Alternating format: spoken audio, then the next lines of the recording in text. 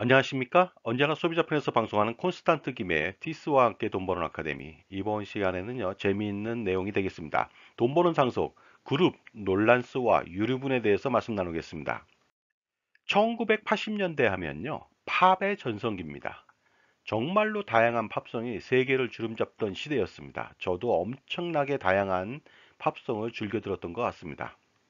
그렇다면 1980년대 활동했던 대표적인 가수나 그룹을 알아보도록 하겠습니다. 누군지 아시겠습니까? 바로 바넬렌이 되겠습니다. 엄청난 기량의 기타 실력하고 엄청난 수준의 헤비메탈을 자랑하던 그런 그룹이었고요. 점프로 굉장히 유명했죠. 다음은 제가 아주 좋아하는 가수가 되겠습니다. 누군지 아시겠습니까? 게리 무어가 되겠습니다. 눈물의 핑거링이라고 해서요. 기타 실력도 대단한데요. 놀랍게도 예전에 그 소련이 칼기를 격추했을 때 그 소련을 비난하는 노래를 불렀습니다. 바로 머더 인더 스카이라고요. 그 다음에 MT 룸이나 파리지엔 워커웨이 같은 경우는 엄청난 명곡이 아닐 수가 없습니다. 단지 좀 요절해서 좀 안타깝습니다. 그리고 이 가수 그룹은 아시겠습니까? 바로 헤비메탈의 악동 AC/DC가 되겠습니다. 백인 블랙이라고 하는 엄청난 노래를 불렀죠. 자, 그렇다면요. 이 그룹은 아시겠습니까? 자마이카에서 결성된 보니엠이라고 하는 그룹이 되겠습니다. 참고로 최고의 뮤지션 중에 하나가 아닌가 생각이 들 정도로 엄청난 노래 실력과 제가 볼 때는 재능을 자랑하고 있습니다. 요새 우크라이나 전쟁 때문에 푸틴이 굉장히 유명해졌는데요. 바로 역주행을 하고 있는 푸틴 노래가 있습니다. 라스푸틴이죠. 그리고 이렇게 잘생긴 5명의 그룹을 아시겠습니까? 바로 뉴웨이브의 창시자 듀란 듀란이 되겠습니다. 여기에 5명은요 엄청난 외모를 자랑하고 있습니다. 존 테일러, 앤디 테일러, 로저 테일러, 링 로즈, 그 다음에 싱어는요 사이먼 르봉인데 노래 실력이 대단합니다. 그런데 테일러 가족 같죠? 테일러 가족은 절대 아닙니다. 각자 다 남이 되겠습니다. 저는 이 그룹의 노래를 LP로 전체 다 산 적도 있습니다. 다음은 여성 그룹이 되겠습니다. 놀란스가 되겠습니다. 놀란스라고 하는 것은 놀란 가족이란 뜻인데요. 바로 디스코 열풍을 일으킨 놀란스가 되겠습니다. 놀란스는요, 아일랜드 출신의 음악 가족이죠. 이남 육녀고요. 육녀가 전부 다 놀란스 멤버입니다. 부르의 명곡 있죠. 섹시 뮤직이라고 하는 것으로 디스코 열풍을 일으켰습니다. 놀란스의 메인 보컬은 바로 이 사람입니다. 이 사람은요, 6명의 딸 중에 5번째 버나디트 논란이 되겠습니다. 나중에 이름을 버니 논란으로 바꿨습니다. 그런데 궁금한 게 있습니다. 놀란스는 가족인데요. 자매들이죠. 과연 수익금 분배는 어떻게 했을까요? 차등했을까요? 평등으로 했을까요? 굉장히 궁금해집니다. 자, 지금까지 제 정보가 만족스러우셨다면요. 구독과 좋아요 부탁드리겠습니다. 계속하겠습니다. 감사합니다. 자, 그렇다면요. 놀란스 멤버 구성 추이를 알아보도록 하겠습니다. 초기에는 5인조였습니다. 그런데 둘째가 솔로로 독립했습니다. 그러다 보니까 4명이었는데 다시 막내가 들어왔습니다. 콜린이라고 하는 막내가 들어왔죠. 그러나 장녀가 결혼하면서 마지막엔 4인조로 활동했습니다.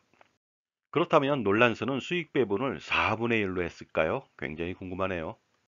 보통의 그룹이 탈퇴하거나 아니면 해체하는 원인은요, 바로 이것 때문입니다. 수익 배분에 대한 불평, 불만 때문에 그런 것으로 알고 있습니다. 그러다 보니까 제가 볼 때는 기여도에 따라서 더 주는 것이 더 중요하지 않을까 이런 생각을 가지고 있습니다. 이때 기여도라고 한다면 작사, 작곡을 한다든가 아니면요, 뭐 춤을 지도한다든가 아니면 메인 보컬을 한다든가 이랬을 땐 조금 더 기여도에 따라서 더 주는 것이 더 형평성에 맞지 않나 이런 생각을 가지고 있습니다. 따라서 제가 상상해 봤습니다. 평소 4분의 1씩 나누는 것보다는 메인 보컬인 버니에게 더 많은 돈을 주었다. 이랬을 때 나중에 자매들이 상속을 받거나 유류분 청구도 가능하지 않았을까요? 물론 버니가 2013년도 7월 4일 날 유방암으로 사망을 했습니다. 그러니 평소에 형제자매한테 잘할 필요가 있겠죠. 그래야 나중에 상속이나 유류분을 받을 수도 있습니다. 물론 형제자매는 또 친혈족이니까 더 잘할 필요가 있겠죠. 그런데 참고로 놀란스의 버니는 사실은 결혼을 했습니다. 그러다 보니까 형제자매한테 상속 권한과 유류분은 없었습니다. 자, 그런데 우리나라에서는요, 2022년도부터 형제자매에 대한 유류분 청구 권한이 사라졌습니다. 이런 것 때문에 형제 우애에 금이 가는 소리가 아닌가, 이런 우려를 하기도 합니다. 2021년도까지요. 그동안 형제자매 유류분은 법정 상속분의 3분의 1이었습니다. 따라서 형제만 있는 경우에 혹시라도 한 사람이 사망하면서 상속재산 300억 원을 사회에 기부했다. 그러면요, 나머지 형제가 100억 원까지 청구가 가능했습니다. 그러나 2022년도부터 형제자매에 대한 유류분이 사라졌기 때문에 100억 원은 물 건너 간 것입니다. 그럴까요? 그렇지는 않습니다. 비록 형제자매에 대한 유류분은 없어졌지만요. 상속 권한은 여전히 존재하고 있습니다. 따라서 직계 존비속 배우자가 없고 형제만 있는 경우에는요. 유언이 있다면 유언대로 형제자매는요. 상속 재산을 수령할 수 있고요. 없다면 전 재산을 수령할 수가 있습니다. 예를 들어서 하나뿐인 고모 아니면 이모 또는 삼촌이나 외삼촌이 독신으로 살다 돌아가시면요. 나의 아버지 또는 어머니가 상속인이고요. 안 계시면 내가 상속인이 되는 것입니다. 따라서 형제 자매에 대한 유류분은 사라졌다 하더라도 상속 재산은 받을 수 있으니까 관계를 잘 맺어야 될 것 같습니다. 물론 피를 나눈 형제 자매니까 당연지사겠죠. 그런데 형제 자매나 조카 등에게 상속하는 경우에는 큰 문제가 있습니다. 그것은 무엇일까요? 그것은 바로 상속세가 과다하게 발생한다는 점입니다. 왜냐하면요, 상속재산 중에서 기초공제 2억 원만 공제하고 나머지는 상속세 대상이 됩니다. 따라서 상속세 부담이 가중됩니다. 자, 그러므로 배우자나 직계 존비속이 없는 이모나 고모나 외삼촌이나 삼촌 같은 경우에는요, 반드시 사전 증여 전략을 수립할 필요가 있습니다. 그리고요, 상속세 마련 전략, 크로스 플랜을 할 수도 있겠죠. 바로 다양한 사전 증여 전략과 함께 NGP 플랜을 실행할 필요가 있습니다. 넥스트 제너레이션 플랜이 되겠습니다. 결국 뭐냐면요. 조카와 이모나 고모가 투자법인을 설립해서 운영하면서 투자 수익을 조카한테 주는 것이 되겠습니다.